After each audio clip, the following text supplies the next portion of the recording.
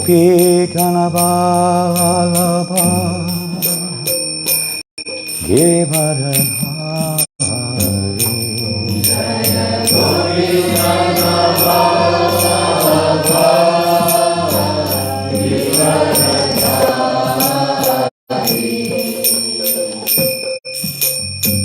Yasodanandana Rajajanarandana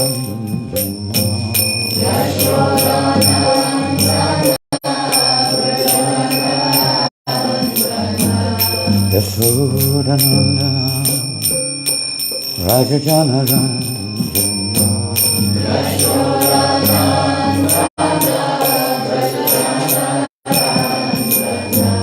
Yasodanandana Rajajanarandana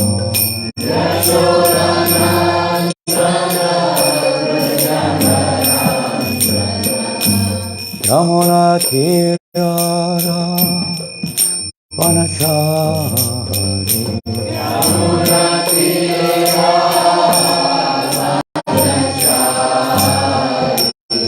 Yamuna Tirara Vanachari Yamuna Tirara Jaya Radha Madhava Kunja Vihari Jaya Radha Madhava Kunja Vihari Jaya Radha Madhava Kunja Vihari Jaya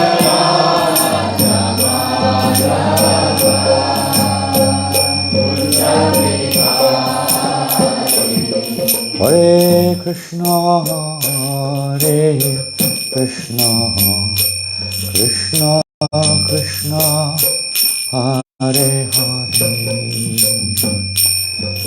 Hare Rama, Hare Rama, Rama Rama, Hare Hare,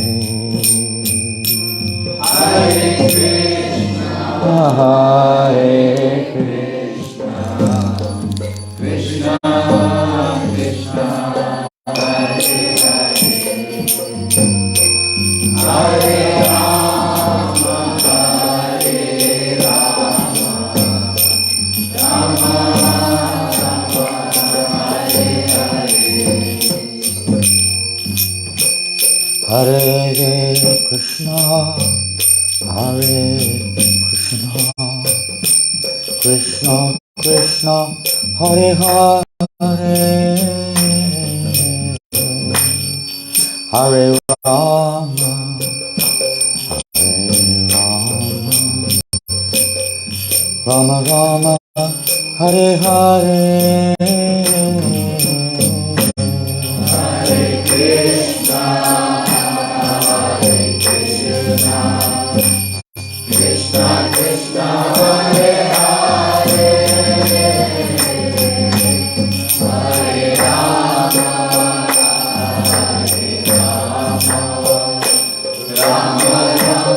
Hare Rama, Rama Rama, Hare Hare, Hare Krishna, Hare Krishna, Krishna Krishna, Hare Hare, Hare Rama, Hare Rama, Rama Rama, Hare Hare, Hare Krishna, Hare Krishna, Krishna Krishna, Hare Hare, Hare Rama, Hare Rama, Rama Rama, Hare Hare, Hare Krishna, Hare Krishna, Krishna Krishna, Hare Hare, Hare Rama, Hare Rama, Rama Rama, Hare Hare, Hare Krishna, Hare Krishna, Krishna Krishna, Hare Hare, Hare Rama, Hare Rama, Rama Rama, Hare Hare. Hare Krishna, Hare Krishna, Krishna Krishna, Hare Hare, Hare Rama, Hare Rama, Rama Rama, Hare Hare. Hare Krishna, Hare Krishna, Krishna Krishna, Hare Hare, Hare Rama, Hare Rama, Rama Rama, Hare Hare. Hare Krishna, Hare Krishna, Krishna Krishna, Hare Hare, Hare Rama, Hare Rama, Rama Rama, Hare Hare.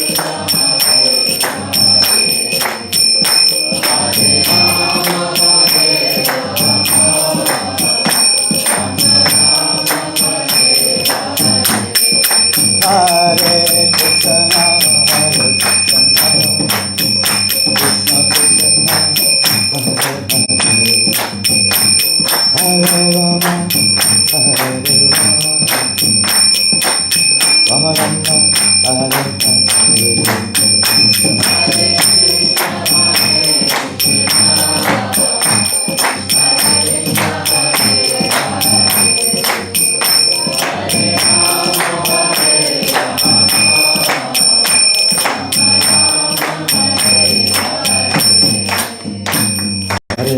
Krishna, Hare Krishna, Hare Krishna, Hare Krishna, Krishna Krishna, Hare Hare, Hare Rama, Hare Rama, Rama Rama, Hare Hare. Hare Krishna, Hare Krishna, Krishna Krishna, Hare Hare, Hare Rama, Hare Rama, Rama Rama, Hare Hare.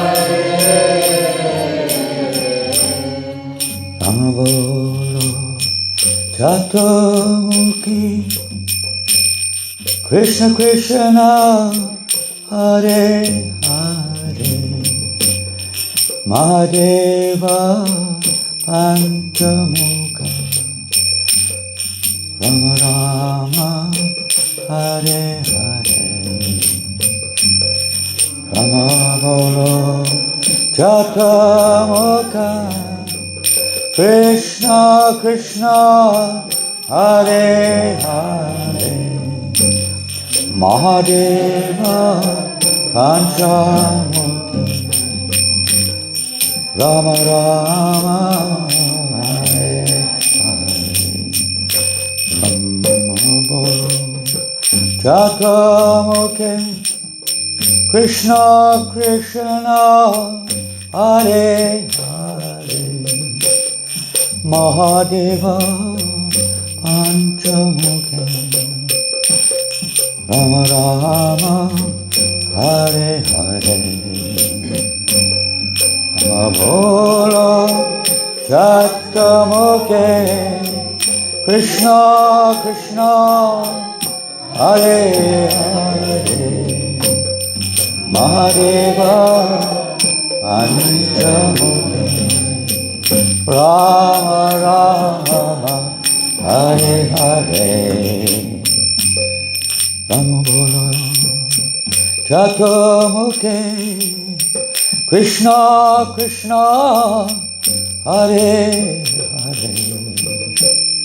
Mahadeva, Panchamukhhe, Rama Rama, Hare Hare. Rama Bole, Chaturmukhe, Krishna Krishna, Mahadeva, Panchamukhhe, Rama Rama, Hare Hare. Prabhupada ki jai, Shri Bonitai ki jai, Harinam Sankirtan ki, Shri Hatmadanga ki, Shri Shivaratri Mahamahotsav ki jai, Go Premanandi. Hare Krishna, Namo Vishnu Padaya Krishna Vastaya Bhutale, Srimati Bhakti Vedanta Swamiti Namane Namaste Saraswati Devam, Gauravani Bhachane Avsesa Singhamari Pasta Chadisha. That's one song Prabhupada let us sing. He said it was fine to sing it, funny enough. Lord Brahma with his 4 mouths is chanting Krishna Krishna, Lord Shiva Mahadev with 5 mouths, work that one out, is chanting Rama Rama. Well, they're together, they're combined, chanting Hare Krishna, Hare Rama. So today, not that we need to, not that Prabhupada did, not that we have to, but there's a very nice section in the Srimad Bhagavatam, which I thought we would focus in on. There are many sections in Srimad Bhagavatam dealing with Lord Shiva's relationship with Krishna, and etc. So many beautiful prayers of Lord Shiva, his interactions with Daksha and many other places in the Bhagavatam where Lord Shiva is present, or he gives his association. But today I thought we would read from the 8th canto. Om Namo Bhagavate Vasudevaya. Om Namo Bhagavate Vasudevaya. Om Namo Bhagavate Vasudevaya.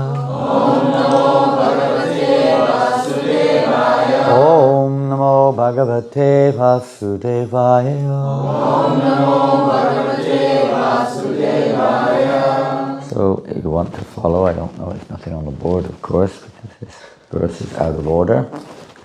But we're not really reading a verse specifically, although we will be focusing on one verse. We're going to be reading a series of verses which will culminate perhaps in one particular verse, but not exclusively. So this is the 8th canto, chapter 7. Rishikesh Prabhu was here. You haven't got the book today? You haven't got a book? Okay. Yesterday he pulled out the same book that I was using yesterday. It was quite amazing. So 8th canto, chapter 7, and I don't know where we'll start. Maybe we may start on text 36, I think. This chapter is called Lord Shiva Saved the Universe. And you may be aware that this is the instant of the churning of the milk ocean. And the demigods and demons, they're hoping to get nectar, immortality, etc. from this recommended activity. They're recommended, the demigods were recommended to hold truce with the demons and to churn the milk ocean. So, long story.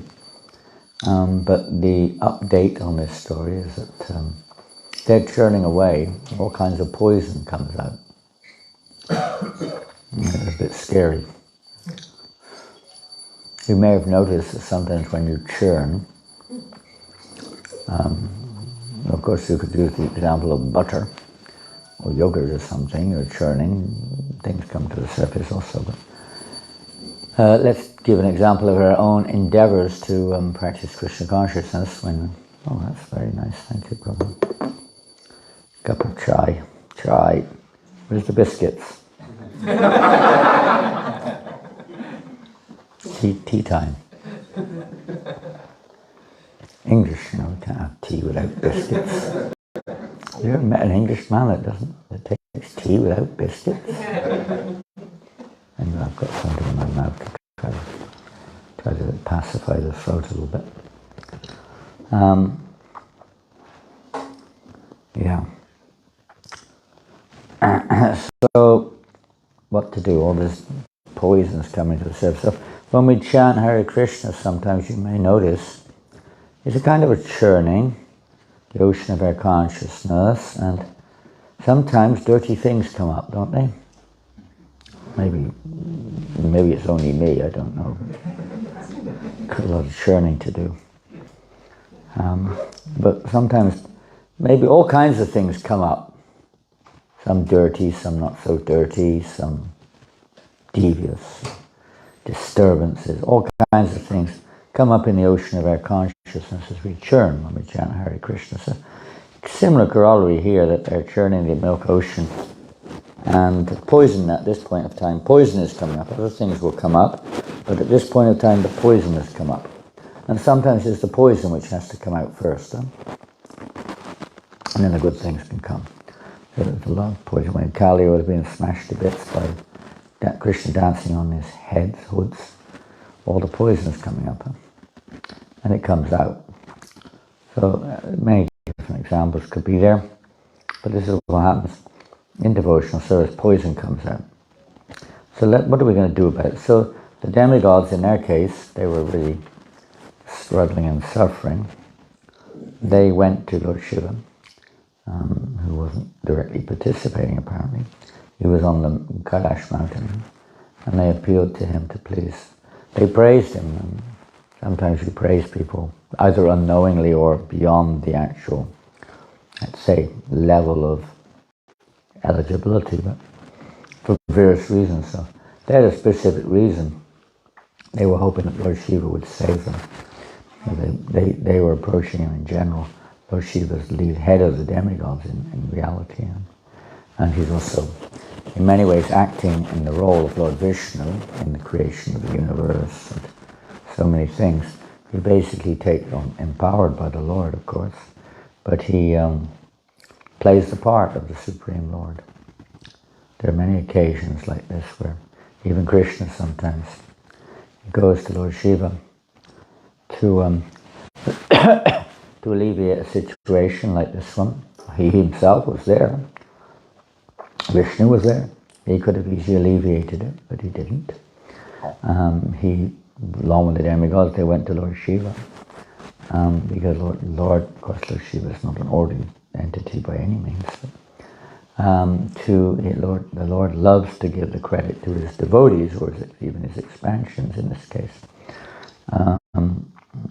and show proper respect. Lord Shiva is not just an empowered incarnation or a particular expansion of the Lord. Shiva Shakti has a major role in creativity and destruction of the universe. We don't generally maintain, but here they're asking to help maintain the universe. And it's the will of the Lord, so this is the next scene will come in. There's also a great Vaishnava, as we all know, Vaishnava Tatar Shambhu, that sometimes is said to be the greatest Vaishnava. Because we hear different things in different relationships, that so-and-so is the greatest Vaishnava. But in the universe, in one sense, and when we talk the universe in general, not specifically particular devotees who are worshipping the Lord in pure devotional service, but in general, Lord Shiva will be seen universally as the greatest Vaishnava. Many people worship him independently of Vishnu, and usually I was reading this morning, Prabhupada was discussing with one famous man, a big man in Chennai, who was very much a Shaivite, and this man was really strong. Shiva's God, not Vishnu. He wanted to talk to Prabhupada about it. Prabhupada can go there. He just said, generally speaking, when people approach the deity, he didn't even say which deity. He said that they ask for material things, liberation or material things. But Vaishnavas, those who worship Lord Vishnu, they don't generally ask for that. And he kind of kept it at that. Generally their role, Lord Shiva's role, for those who are materially inclined, is probably the most powerful. Or his expansions, Murgam Kartikeya, his consort Uma, Parvati, etc., Sati, different names she goes by, and Durga, she's the consort of Lord Shiva. Aman, Mariaman, she's the consort of Lord Shiva, so naturally people who are encased in this material world, who are basically don't know what's beyond it, are going to approach the immediate seeming power, Lord Shiva and his consort. So Lord Vishnu also is, in a sense, is almost coming there, and the demigods are praying to Lord Shiva, you are the super soul, you are the source of everything, you are the supreme Brahman. They're saying all sorts of things. For whatever reason, he is an expansion of God in a different way, energetic, potent, whatever, expansion for particular purposes. So in one sense he is, in another sense he's probably gives the example of milk and yogurt. A yogurt is, in one sense, it's milk, but it's not milk also. It can't act as milk. Everybody knows that. It's sour. And if you use it in place of milk, you're not going to get the same result. You try to cook sweet rice with yogurt. There might be some other preparation, but it's not going to be sweet rice. It has a different propensity. But it is nonetheless, it's coming from milk. Lord Shiva comes from Vishnu, but he can't act as Vishnu, exactly. Although sometimes he's recognized like that because he's a particular expansion of the Lord for a particular reason. So anyway, aside from all of this and the creativity of the universe, the glance of Lord Vishnu, Lord Shiva appears in that sense to impregnate the universe, which is none other than, you could say, his own consort. In that sense, as a man impregnates a woman to create offspring, Lord Shiva has this role also, but mainly he's understood to have the role of more overseeing Tamagun and the destruction, or the final wind-up of the universe. Mainly, this is the usual role in the triad. But he's got many other parts, and he loves also to actually play the part of Vaishnava in terms of reality, so to speak, preaching. Just like in his song, there's a song of Lord Shiva, beautiful songs are there, I think, in the fourth canto, I'm not sure, I can't remember, but I think it's the fourth canto, songs of Lord Shiva. Sometimes known as Rudra Gita. And there were beautiful prayers, which are very powerful prayers. It gave probably to the Prachetas, I think, to the Prachetas, for performing austerities. So he's Vaishnava, and he loves to take that role. We see in our own devotional lives, Lord Shiva plays a very significant role. If ever you go to Vrindavan, Lord Shiva has specific roles there. What role does he take? Can you think of one? He protects the Dham. He's Dikpal, he's the protector of the Dham. There are 4 specific deities of Lord Shiva protecting the different directions of Vrindavan Dham. And other ways he's appearing in Gaur Lila, Lord Vaitacharya. He appears in Gaur Lila. He appears in different ways, but in that particular as a combined form of Shiva and Vishnu, but as Lord Vaitacharya. He's also very influential in helping us to become free of the false ego, since in one sense he's the origin of that, in a sense, not originally everything is origin in Krishna, but he plays that role in this material world. His consort, of course, to cover us, impregnating us into this material world. It's Vishnu who does it, but he assists in that particular act. And into his consorts, you could say the womb of the universe, Maya Devi, Durga Devi. And so that's the false ego of identifying with this world. And one may, I probably never recommend it, I don't think anyway, But one may understand that and see that Lord Shiva can help us to become freed of the false egotistical illusion that we're in. He can play that role too. So sometimes devotees, they approach Lord Shiva, even the demigods, other demigods, less powerful ones even, and pray for pure devotional service.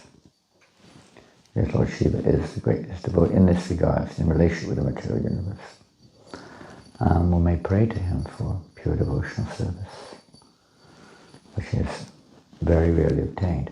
But by the mercy of great souls like Lord Shiva, one may attain it. So his real feelings is in relation to this pastime of churning of the milk ocean and his saving of the universe.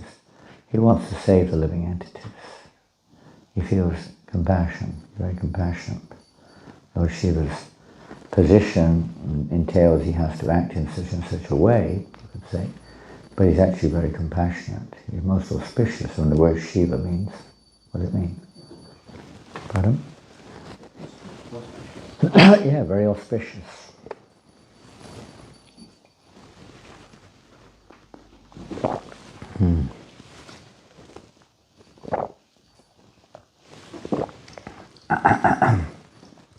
It's no caffeine, don't worry. Somebody wrote me an email, and I mean, please don't do this. They put it on a forum, and many of the doors on the forum were kind of innocent. They said, latest GBC resolution, caffeine is allowed in ISKCON. It was a joke, I don't know if somebody said it. I mean, there are devotees who think there's nothing wrong with it. And may have some medicinal reasons, I don't know. But it was a joke. But a lot of the innocent devotees thought it was serious. But they don't know nothing, So please don't put us on a forum like this. We have to unexplain what you've done. But this, believe me, I don't know, maybe. Where's Rasikananda? Is he here? Caffeine free? I think so. That didn't sound very confirmative. I'll be up again on the next campaign. Guru sannyasis taking caffeine. Chocolate, caffeine, this thing, that thing. My goodness, what will be next? So, where were we? Was Shiva auspicious? Auspicious, very auspicious. So Shivaratri, yes, today is festival, right? Ratri means Night. In one sense we say most auspicious night, the night of Lord Shiva is when today or tonight, especially in the evening, Shivaratri, the night. What happens on Shivaratri? What's the history? Get married? Oh, well done. I mean, you can't really say the day Lord Shiva appeared. How have you worked that one out? Maybe there's some such analysis, but there's a day when he's eternal consort, but the actual event is honoured and celebrated this day when he gets married to Parvati, or whatever form. So, and that's one of the angles for the devotees. Of course, this is not a major aspect, you could say, of our general, not mentioned much anyway, in our general Vaishnava life, but it is mentioned. It's even on our calendar now, although I don't think it used to be, but it's there now. And certainly Lord Shiva comes up again and again in our Shastras. Very important role to play in the Lord's mission, even in his Sankirtan mission. So here's one of the angles. We'll read some verses now. In the 8th canto, I'll just read the English until we get to a specific verse. Sri Sukadeva Goswami continues. So they've approached the Lord Shiva, that is, begging for help to save them from the danger of this poison. The whole world right now is flooded with poison, isn't it? Everywhere, poisonous philosophy, poisonous behavior, literal poison everywhere, and the effects of that, poisonous everything, practically consciousness poisoned, and so many poisonous activities going on. everywhere throughout the whole world. I don't think you can find an exception to that other than where pure devotional service is being found, but that's very rare. Lord Shiva is always benevolent towards all living entities. It's the nature of Vaishnava, isn't it? They're always thinking the welfare of others. When he saw that the living entities were very much disturbed by the poison, because it wasn't really just the demigods and demons who were churning, the whole universe was threatened, which was spreading everywhere, he was very compassionate. Just look nowadays, how much poison is spreading everywhere. We have, Kali has allowed the introduction of various rapid forms of disseminating, could disseminate nectar too, but mostly it's being used because the predominance of personalities on this planet are demoniac. So poison is being spread in every direction, practically speaking. Devotees try to counter it with some transcendental subjects, but it's overwhelming. And even they, it's like Sri Ramaswami's Facebook page, Facebook just wiped him off of Facebook because he was, too outspoken about the truth, so they just counts you out. They don't let you use those words.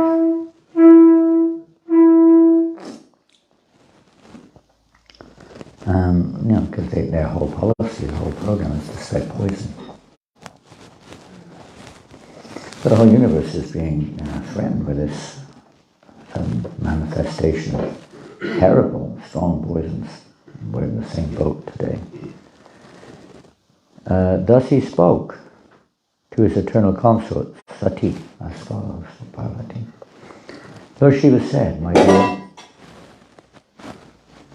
dear Bhavani, just see how all these living entities have been placed in danger because of the poison produced from the churning of the ocean of milk.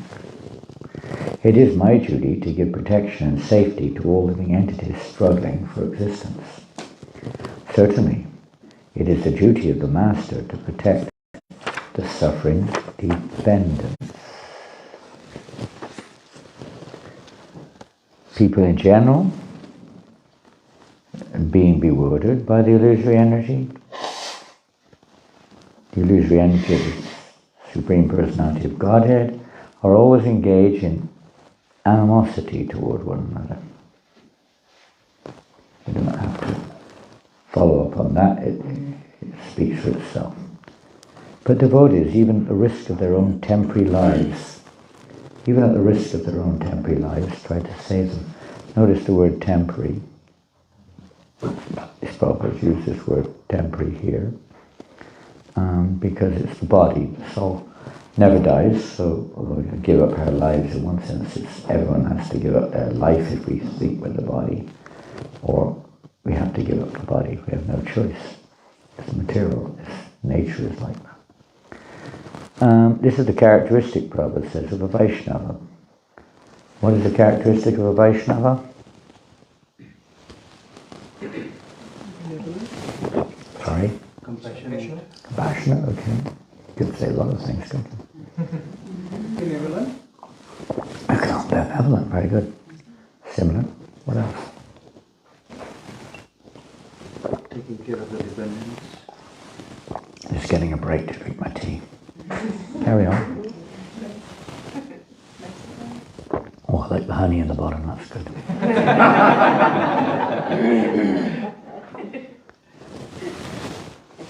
Where do we get to?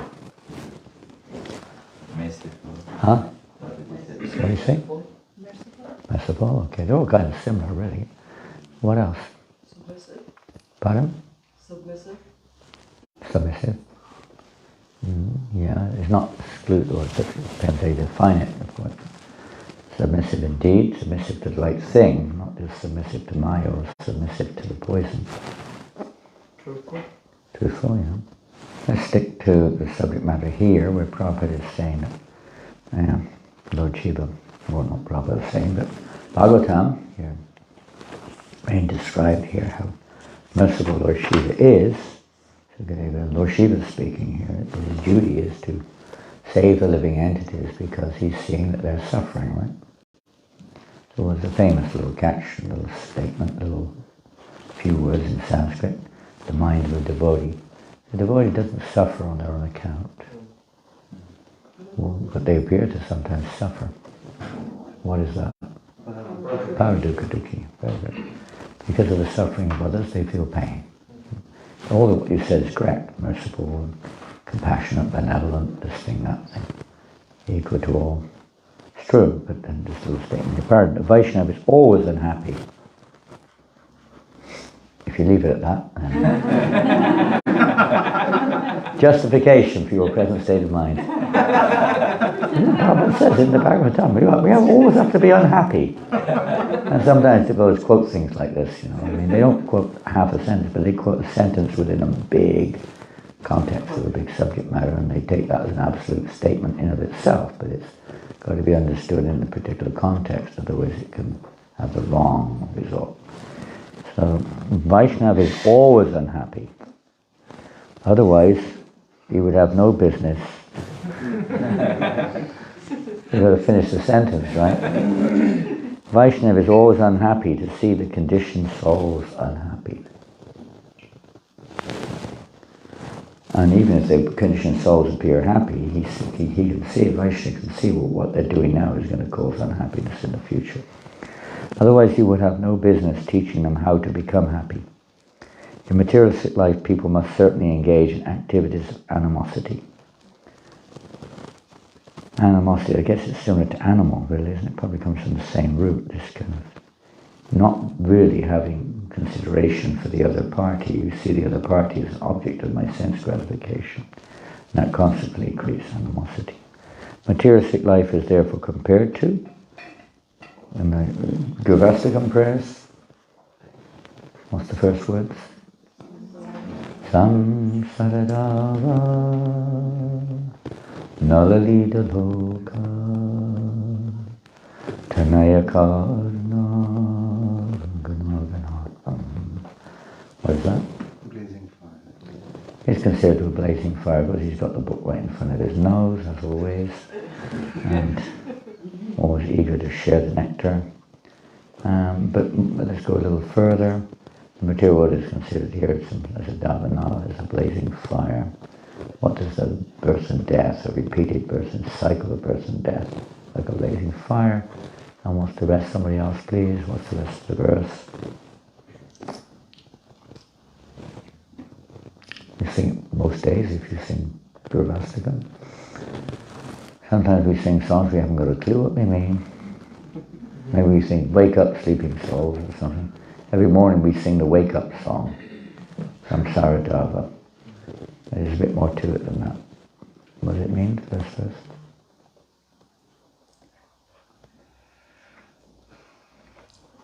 Spiritual masters receiving benediction from the ocean of mercy. Good, carry on. Just as a cloud falls. Don't be so humble, you can look at me, it's okay. You're shy. I know you were shy. Sorry, man, I don't know it. Oh, then read it. Yeah, thank you. Just as a cloud pours water on a forest fire to extinguish it, the spiritual master delivers the materially affected world by extinguishing the blazing fire of material existence. The business of the Vaishnava. To at least assist, even if we've still got a bit of blazing fire within us, which we may have. Most likely we have. We're still, affected by lust, which is also like a blazing fire, or greed, or anger, or envy, madness, delusion, etc. But yes, this is the spiritual master's only business. God, not really only business. His business is to awaken love of God. But his business at this stage, and the purpose of life is not just to extinguish the blazing fire of material existence. It's not just to remove the poison, but it's to churn and get the nectar. For both of them. But first you have to get rid of the poison. You won't be able to taste the nectar as long as it's mixed with poison. So Lord Shiva plays an important role here. The spiritual master plays this role to extinguish that blazing fire. How could you be happy in a blazing fire? Unless you're transcendental. a blazing fire, forest fire, they automatically take place. Lord Shiva and his followers in the Parampara system try to save people from this dangerous condition of material life. This is the duty of devotees following the principles of Lord Shiva and belonging to the Rudra Sampradaya. There are 4 Sampradayas, a Vaishnava ones, and the Rudra Sampradaya is one of them, because Lord Shiva is the best of the Vaishnavas. Indeed, as we shall see, Lord Shiva drank all the poison for the benefit of humanity. They take on this sinful. We see with Jesus Christ, Haridas Thakur, Vasudev Datta, Harshil Prabhupada, so many pure devotees of the Lord make that basically their mode program to relieve all living entities of their karmic sinful reactions and deliver them from this ocean of birth and death. Not just the reactions, but in terms of direct reactions, but indirect, in the sense of their tendencies to commit sinful activity. One thing to relieve them of the reactions to that is another thing to release them from activities which cause sinful reactions. My dear gentle wife Bhavani, when one performs benevolent activities for others, the Supreme Personality of Godhead, Hari, is very pleased. Even materially speaking, to maybe a very, very beginning stage in whatever mode it's in, but something is there. Some beginning of giving, some beginning of putting one's own interest aside for that of others, even if it's in ignorance. And when the Lord is pleased, I am also pleased, along with all other living creatures. So here we see, although the demigods have approached him and praised him as, you are the supreme, you are the controller, you are the creator, you are everything. Here Lord Shiva himself says, when the Lord is pleased, I am also pleased. Therefore let me drink this poison, for all the living entities may thus become happy because of me. So he's willing to take that on his own shoulders, as great devotees do. Take on that reaction, take on that poisonous reaction. Whatever you want to call it. Srila Shukadeva Goswami continued, after informing Bhavani in this way, Lord Shiva began to drink the poison. And Bhavani, who knew perfectly well the capabilities of Lord Shiva, gave him her permission to do so. Nobody would do that. Basically, you're taking death. Thereafter, Lord Shiva, who was dedicated to auspicious, benevolent work for humanity, compassionately took the whole quantity of poison in his palm and drank it. He was able to do that, whether in one go or coming in, but he drank it all. Although there was such a great quantity of poison that it spread all over the universe, Lord Shiva, although there was a great quantity, so great it was spread all over the universe by now, Lord Shiva had such great power that he reduced the poison to a small quantity so that he could hold it in his palm. One should not try to imitate Lord Shiva. Prabhupada uses this example a lot. Lord Shiva can do whatever he likes. But those who try to imitate Lord Shiva by drinking tea,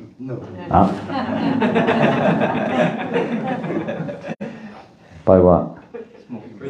Smoking ganja. Could be any other kind of toxic. We say intoxication. It's toxic. Poison is toxic. Any other kind of toxic, by smoking ganja, or any other kind of toxic, of course, and Prabhupada says here, and other poisonous things will certainly be killed because of such activities. We can't imitate Lord Shiva, never imitate these powerful personalities. As if in defamation, the poison born from the ocean of milk manifests its potency. How did it manifest its potency after being drunk by Lord Shiva? His throat turned blue. And he's known as the famous name of Lord Shiva. Nilakanta. Beautiful name, Nilakanta. By marking Lord Shiva's neck with a bluish line.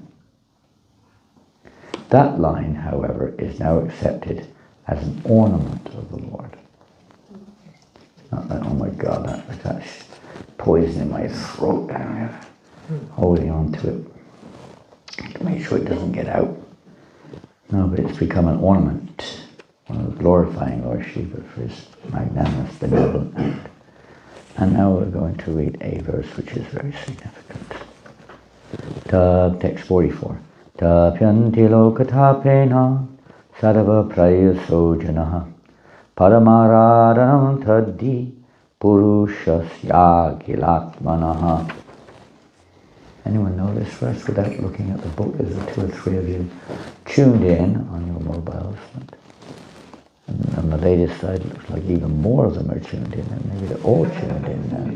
They're very well equipped. So, anyway, it seems like the majority of you have access to this now, so I'll read it. It is said, Lord Shiva speaking, it is said that great personalities almost always accept voluntary suffering because of the suffering of people in general. This is considered the highest method of worshipping the Supreme Personality of Godhead, who is present in everyone's heart. Now this is for those devotees who are trying to spread Krishna consciousness and what it means, this verse is a very important verse. Purport. Here's an explanation of how those engaged in activities for the welfare of others are very quickly recognized by the Supreme Personality of Godhead. Probably use the example that those on the front lines in the battle are given the medals, the reward. They're recognized by the government, at least they should be. Of course, the government themselves should be on the front line, but they don't in this day and age. But anyway, they give them the recognition. They're the heroes. They're on the front line. They're taking a big risk. They could die at any moment. They're having to face challenges day and night, and many of you know that. It's not a joke. I mean, in that sense, as far as their situation goes, it's a reality. They're faced with death at every moment of day and night, even just day and night. I know when my father was in the Second World War, he didn't sleep for weeks on end. He was on the front line. Weeks on end, he didn't sleep. Couldn't sleep. The only time he said he slept was when he was walking. They had no time. They were on 24/7 alert. And in one sense, devotion services, we don't, of course, have that same, exactly, but it's similar in some ways. 24/7 alert. Maya may catch us at any moment. In the Bhagavad Gita, Krishna says, Ya idam paramam guyam madbhakteshvabhidashyati.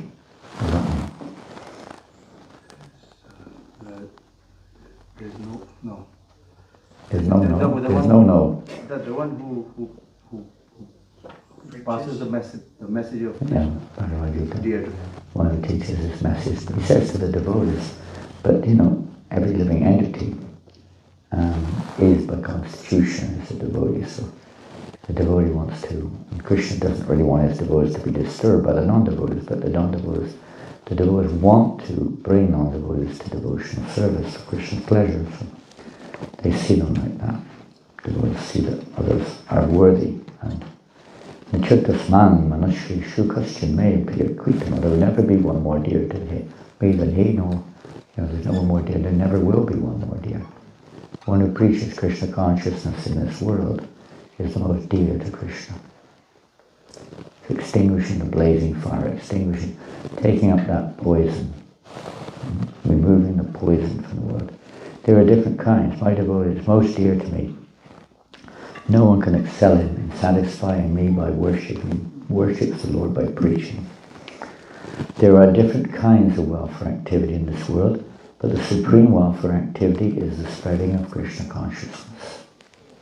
Other welfare activities might be to, protect you a little bit from the poison, or maybe even to give you more poison. But they don't really remove the poison. Other welfare activities cannot be effective for the laws of nature, or the laws of karma, rather. Laws of nature and the results of karma cannot be checked. It is by destiny or the laws of karma that one must suffer or enjoy. For instance, if one is given a court order, he must accept it, whether it brings suffering or profit. Similarly, everyone is under obligations to karma and its reactions. No one can change this, therefore the Shastras say, Tashiva hito prayate kovido. Labhyate yad pamatang paryadaha. From the fifth chapter of the first canto. One should endeavour for that which is never obtained by wandering up and down the universe as a result of the reactions of karma. What is that? One should endeavour to become Krishna conscious. If one tries to spread Krishna consciousness all over the world, one should be understood to be performing the best welfare activity. The Lord is automatically very pleased with him. If the Lord is pleased with him, what is left for him to achieve? If one has been recognized by the Lord, even if he does not ask the Lord for anything, the Lord who is within everyone supplies him whatever he wants. Krishna assures us in the Bhagavad Gita, this is also confirmed. Desham nitya yuktanam yogakshemam vaham in Bhagavad Gita. Because it preserves what we have, provides what we lack. Again, as stated here, tapyante lokatapena sadhava prayasojanaha. The best welfare activity is raising people to the platform of Krishna consciousness, since the conditioned souls are suffering only for want of Krishna consciousness. The Lord himself also comes to mitigate the suffering of humanity. Also in the Bhagavad Gita, famous verses, 4th chapter, text 7 and 8. What are they? Please be quiet. We have to have a permanent guard there. But your enthusiasm is wonderful. Anyone else? 4, 7, 8. 4th chapter, text 7 and 8. There's like a decline in religious practice. You got it. You got it. Spot on. Where's Krishna Loka? She's coming back from Madame today. Coming back from Vrindavan today. Is that right? You've been in India. Oh, that'd be nice. Good. Good. So yes, in the 4th chapter, text 7 and 8, Sanskrit please. Most famous.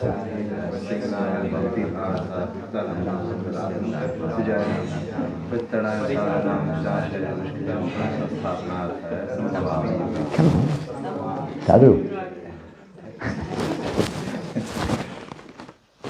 Good translation.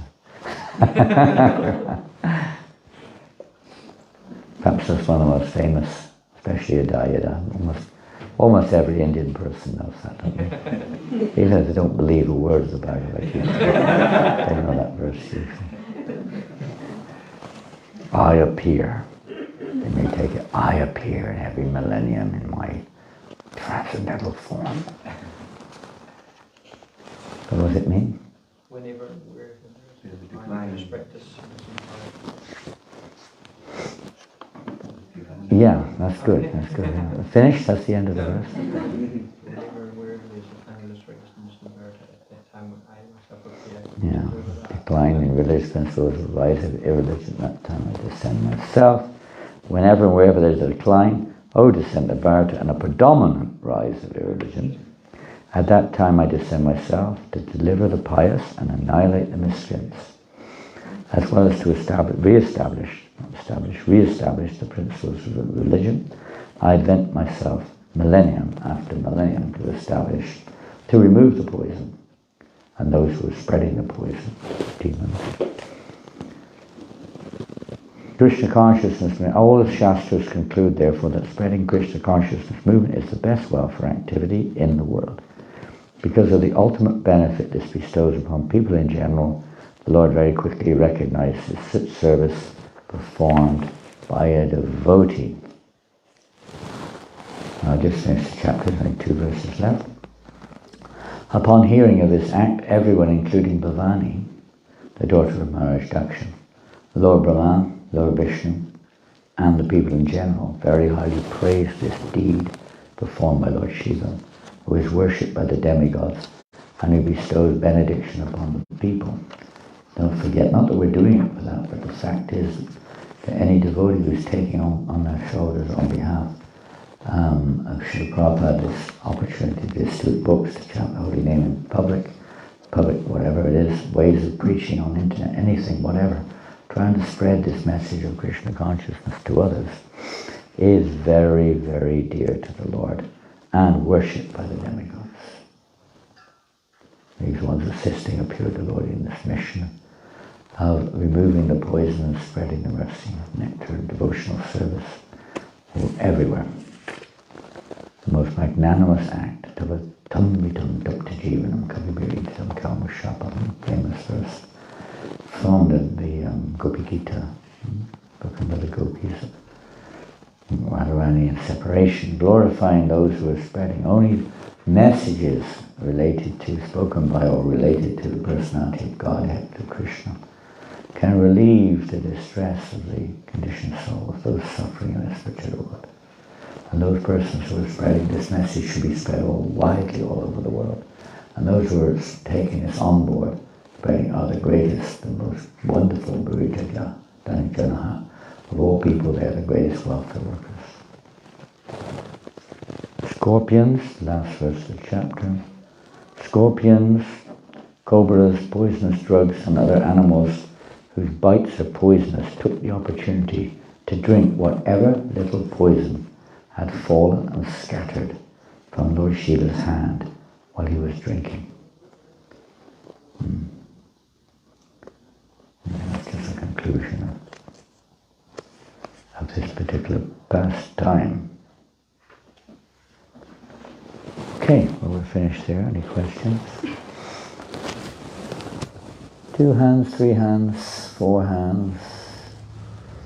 Okay, one of those two are the first, and you're next. Okay. They're brothers, so don't fight. That's what we do. Of course you do. Maharaj, thank you for the class. This is the question regarding when Maharaj mentioned about how Lord Shiva is the protector of the dam. Protector of the dam. The protector of the dam. So I was just wondering, do we know why, the Mongols were able to attack Vrindavan and destroy some of the temples and, the holy place? He wasn't doing his job. He dozed off for a few minutes. Meant for a tea break. For a tea break, exactly. Maybe he took too much ganja or something. And what's the reason? Yeah, okay, very good point, you could say. Similar, you could say, to the train of thought we had last night. What is the Dham? And, what it means. It's like in our own lives, most people think of protection being a physical protection, maybe making. Why isn't God protecting me? I lost my job, I lost my house, I lost my this and that. And neophyte stage, most people think that's what it means. God is a provider, He's given me a good job, I've got a nice husband, wife, a nice house. God, Krishna is so kind to me. Then when you lose it, you may think slightly differently.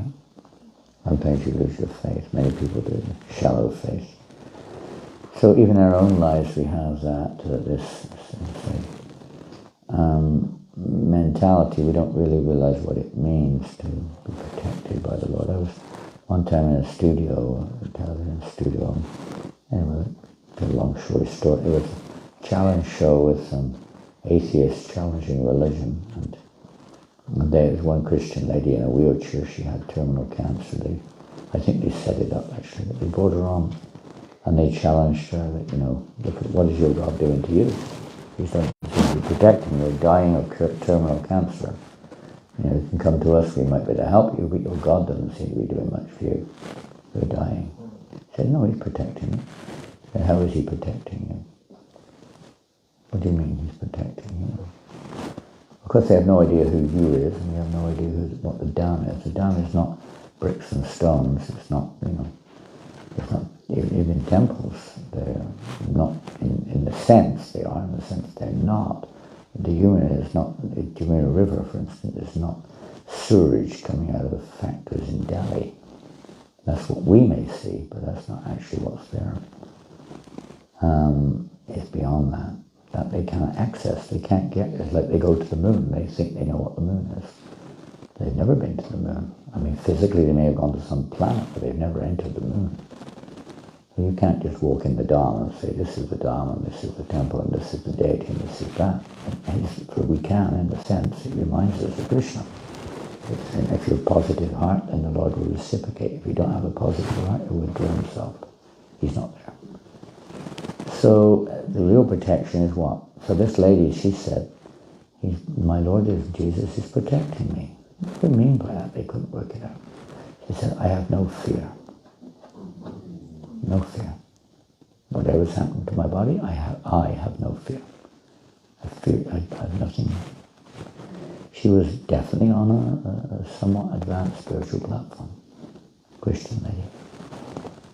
We've seen this quite a few times. I remember when I was in Penang Airport a day or two after the tsunami in Indonesia. I was there.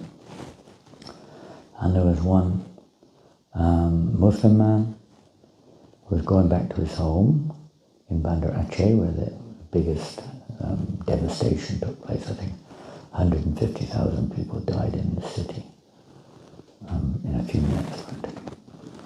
So he didn't even know if his family was alive. He had no idea.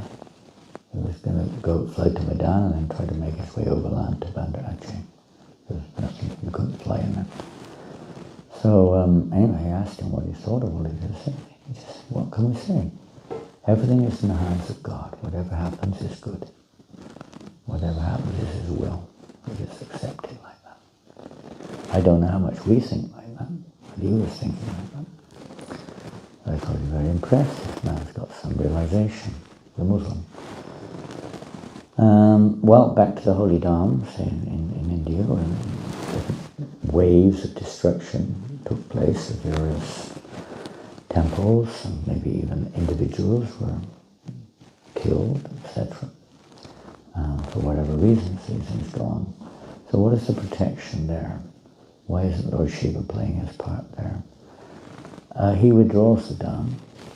You won't see it. They may be destroying the externals because they think God isn't, the Hindu God is simply a statue. So they break a statue, but that's not breaking Krishna. They break the temple, but they're not really breaking the temple. It only appears like that. They have no idea what the real temple is. We can't see the Dham. It's not seen by mundane eyes. The construction of all buildings are going to crumble anyway, eventually. It's a fact, no matter what they are. Even the manifestation of the Lord in the deity form, the Lord is always there, but what we see may not always be there. Just like in Christchurch, the deities were destroyed in the earthquake. Does that mean Krishna is dead? No. Krishna has another plan. Ironically, as you may remember, I'm not sure, but that morning, Kurnika was giving Bhagavatam class. I think it's a verse in the 4th canto. I can't remember what it says exactly. But it was regarding sometimes the Lord, when he sees his temple is getting old, and he may arrange for a new one. When he sees his garden is in disarray, he makes a new arrangement. We don't know what the Lord's plans are. And Lord Shiva is acting to fulfill the Lord's plan. Did you know that the night before, the head Pujari's daughter had a dream? Gaurnitai were leaving the altar. We're leaving now. Oh, we're going on Sankirtan. She went out the temple. She dreamt it the night before that.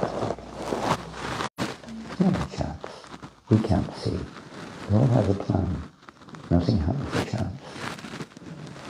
Different arrangements are there. We can't always analyze the external details, but we know for sure that Lord Shiva is acting according to the will of the Lord and according to his plan. Not like what was he doing when the Muslims attacked. And many other factors you could speculate on or go on and on, but for sure that much we can understand. It's not happening by chance. It's not because of their power. And they're not destroying the Dham. Krishna is just giving them a reflection of the Dham and perverting that they may, destroy that, but the Dham remains. It remains undisturbed in that sense. Sometimes manifest, sometimes unmanifest. Choice of the Lord. And same with our devotional service, it's It's not a question of external achievements, it's an internal change of consciousness. And the Dhamma is really, in one sense, it's revealed according to our consciousness, not according to our mundane vision or senses, state of consciousness. And just to help us to develop that state of consciousness, the Lord and the Dhamma may manifest in various ways to try to attract us to the real Dhamma. So as long as there's some material motivation. When Prabhupada went to Vrindavan, his first disciple, Kirtanananda, who then took Sanya in 1967 in Vrindavan. Kirtanananda was just a fresher to Krishna consciousness. He was looking at Vrindavan, why is it so broken and dirty? Because materially it looked broken and dirty. Maybe a little better now, but then it was, most of the buildings were broken. There was no money at all, practically. Not many people coming. Why it looks so broken and dirty, Prabhupada said, that's because your heart is broken and dirty. You're seeing broken and dirty. Krishna's reciprocating. So he reciprocates with everyone accordingly. That's not the real Dhamma. It's a reflection, or not the real Dhamma that they destroy. Although it's, from our point of view, it appears for various other reasons, but it's not. Just like you go to Radhakund, you can't really bathe in Radhakund. If your consciousness is good, it's purifying. But Radhakund is not just a lake, not just a body of water. Radhakund is the liquid manifestation of Radharani's praying. You can't just jump in there, here I am.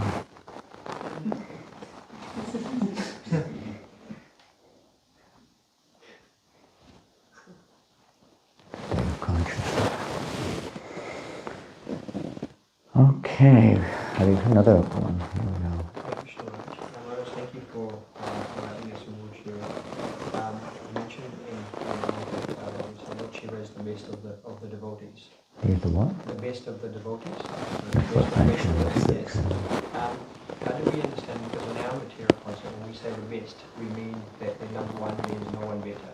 But we also hear that the gopis are the best, and then the gopis I kind of indicated that very wrong. In this particular context, he's the best. In different contexts, it's like when you grow up as a child, who's the best man in the world? Your dad. But he may always remain in a sense, but you realize later on, he's the best in one sense, but not the best in every sense. He may not be the best musician on the planet, Then you realize later on someone else is the best musician, someone else is the best politician, someone else is the best footballer, or whatever it is. So in the context, particularly of this material universe, where almost everyone is materialistic, Lord Shiva is the best, because it helped you in that sense, you could say. They all approach him. They see him as the best, but he's actually a Vaishnava. He's amazing, showing us even the mode of Tamagun, how he's still serving the Lord. But he's the best in that sense, but not in every sense. So according to the particular situation, he's the best in the material universe. But the pure devotees who come into the universe, of course they're not in the universe, they're transcendental to it. So when you go beyond the material universe, you see a different picture. Anything else? Yes. Thank you, Maharaj. I was wondering, you were speaking about how, like in this pastime, when we're turning our heart, we're chanting Hare Krishna, a lot of things come up. So I was wondering, when you see like the poison come up, we cannot get the motivation to keep going and know that eventually that will go away. Well, if you keep chanting Hare Krishna, and you follow the process, yes. That's the process of Krishna consciousness, Cetodharpana Marjana. So, naturally it will cleanse the heart of the, if you read Nectar Devotion, you'll see the characteristics of pure devotional service. The first characteristic is Kleshagni, Shubhada, Kleshagni. These are the first, these two characteristics are there in even in the beginning stages of sadhana, in the Vajrayana Kriya stage, we may not be completely purified, but these two go on, awakening auspiciousness or devotional practice through devotional practices, and remove all inauspicious or unwanted things. They get burned up in the heart, dirty desires, etc. So yes, you carry on, but you carry on, and you have to have a little common sense that if the material fire is getting greater, or if your attachment to it, let's say, is starting to develop, then we have to be very careful. At that point we have to inquire, or we have to realize that we have to make some adjustment here. It may be whatever it may be both external and internal, but some kind of adjustment sometimes have to be made. When we see there's a reawakening of let's say, our material inclinations to try to enjoy this blazing fire. And we have to be on guard and be aware. To cry out, we have to beg the Lord for mercy, beg the devotees for shelter, guidance, what to do. You don't just blindly carry on with mechanical chanting, because there's a danger in our present state is our chanting is not so pure, not so serious, it's sometimes totally mechanical. We just want to get the numbers finished and move on with whatever else we have to do. We're not actually associating or making a serious effort to associate with Krishna. Or we may be harboring offensive feelings towards others, pride, all various enemies. We're still accommodating these enemies. We're not repentant of that. We may be proud of the fact we think the way we do, etc. We do have to be careful to watch out for the obstacles on the path of devotional service, and take the necessary steps to not become a victim of those enemies. And when you chant Hare Krishna, even mechanically, sometimes these effects will come. When you chant purely, they're going to come up for sure, and you'll carry on chanting purely, and they'll go away. But when our chanting is not serious, when it's offensive, then definitely you're not going to be cleared of these enemies within the heart. So we have to try to cultivate offenseless chanting of the holy name, and pray for mercy. Without mercy we have no hope. To pray for it. If you're sincere, we'll recognize this, we won't be proud and try to hide it, object when somehow or another the Lord points it out somewhere or another. Rather we fight against it. And we said, oh, that's my nature. Nothing wrong with that. No, we need to change. We want nature which is pleasing to Krishna. So we have to be a little conscious. Anything else? Last one. Thank you for the class. In verse 38, I just quote the translation, there is no purport here. Lord Shiva says, "It is my duty to give protection and safety to all living entities struggling for existence. Certainly it is the duty of the master to protect his suffering dependents." And we know Vaishnam Yatha Shambhu. So there is somebody above Lord Shiva. We can ask Shiva for bhakti, but there is definitely someone above him. So why does Lord Shiva says, it is my duty to give protection, and it is Lord who is giving protection? Wow. I have to rewrite the verse, I think.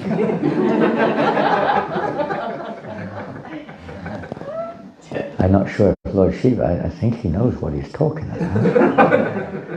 Certainly more than I do, that's for sure. Well, what do you think? We could say that about everything, couldn't we? Well, why doesn't Krishna spread the Sankirtan movement? Why didn't he do everything? We read that in a few verses earlier, how Lord Vishnu loves to give the praise to his devotees. He loves to give them the opportunity. Prabhupada said, Bhakti Vinod Thakur could have spread Krishna consciousness alone all over the world, but he gave us the privilege. He gave us the privilege.